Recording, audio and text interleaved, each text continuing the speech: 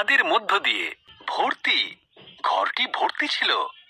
যিশু ঘরের ভিতর ছিলেন, শিক্ষা দান করছিলেন ও সুস্থ করছিলেন, এবং সবাই তাকে দেখতে চাইছিল।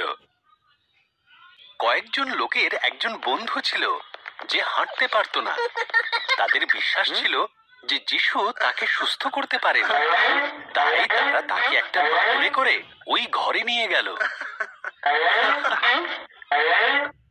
যেহেতু ঘরটি পুরোপুরি ভর্তি ছিল, তারা ঘরের ভিতর ঢুকতে পারল না।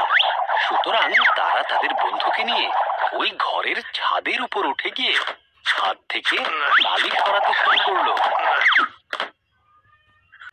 তারা ঘরটির ছাদের উপর একটি গর্ত বানালো। ঘরের ভিতরে সবাই উপরের দিকে অবাক হয়ে তাকালো। তখন তারা তাদের বন্ধুকে সেই ঘরের ভিতরে ভিড়ের মাঝখানে নামিয়ে দিল। তারা ভেবেছিল যে যিশু তাদের বন্ধুকে সুস্থ করবেন, কিন্তু যিশু তাকে বললেন, তোমার পাপ ক্ষমা করা হলো। ধর্মগুরুরা খুব অখুশি হলো। একমাত্র ঈশ্বরই পাপ ক্ষমা করতে পারেন।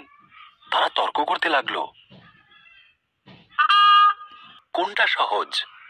যিশু প্রশ্ন করলেন, একজন মানুষের পাপ ক্ষমা করা নাকি তাকে হেঁটে যেতে দেওয়া? পাপ ক্ষমা করার জন্য ঈশ্বরের ক্ষমতা যে আমার আছে তা তোমাদের দেখানোর জন্যই আমি তার পা দুটিকে সুস্থ করব।